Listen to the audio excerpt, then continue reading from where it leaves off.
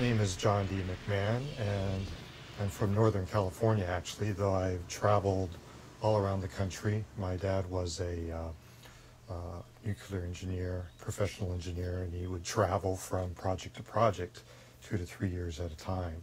So I primarily grew up in the South and on the East Coast in Massachusetts. I went to Arkansas where I did my high school education, and first 2 years of college I was a commercial art major with a kind of a minor in journalism. I applied to USC film program and got accepted to the university first and then into the cinema television production program. And then I went on to study writing music for films and television. So I applied to that, and even though I didn't have a formal music degree, they took my transcripts. I had done several student film scores while a cinema student there.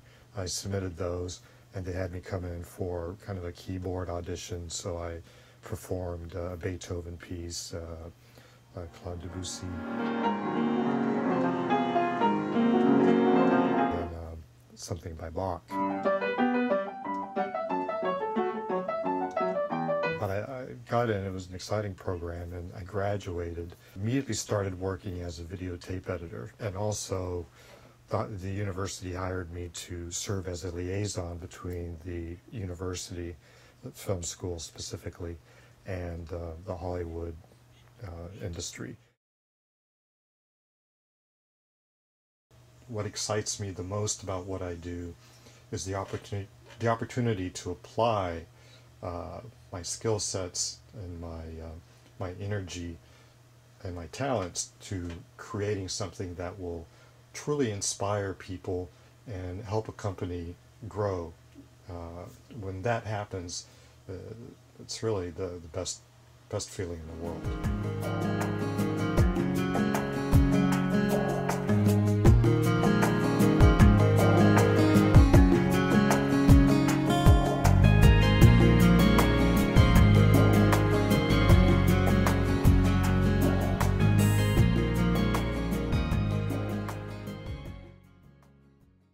Probably the greatest feature that sets me apart from anyone else, or a lot of people, is my interdisciplinary approach to things, and the fact that I, almost on a daily basis, try to spend a little time sharpening the saw in music composition, in writing, graphic design, motion design, photography. I become really good at coming up with concepts both on the copy side and the visual side, and figuring out how to maximize the effect of those for brand position, market position, those kinds of things. And I think that really distinguishes me from a lot of my colleagues and peers, is the fact that I do have such a mashup of skill sets.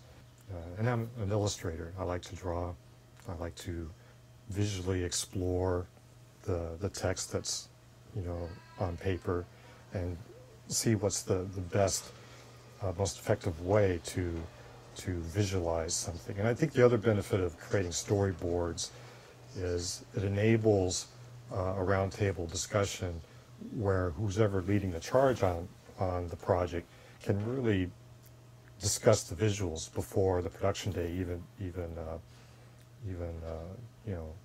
comes up. Really inexpensive to sit around and look at boards and talk about what's going to happen. And of course, storyboards are critically important when it comes to motion graphics, sophisticated effects, because you've got to come up with a roadmap. Actually, there are two things that come to mind as far as something that could be considered quirky or eccentric. One is books in every room of the house. I've got a few books in the bathroom. I've got a stack of books next to my bedside, and sometimes I'll like to read sections of one thing that might pertain to some work that I was doing earlier that day, or it might be just a novel that I'm reading, and I'll read a few pages or a few chapters before bedtime.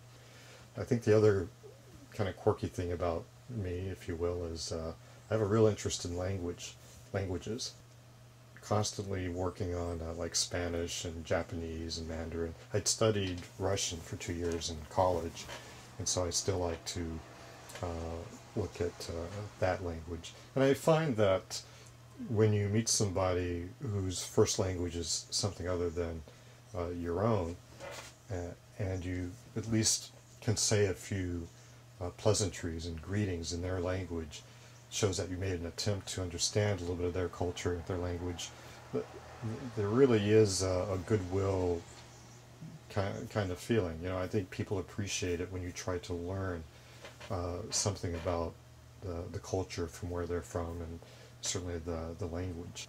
I'm excited about the possibility of working with your organization. I know I could contribute a lot to the team, not only in my various skill sets, but I have a real desire to constantly raise the bar on the last production.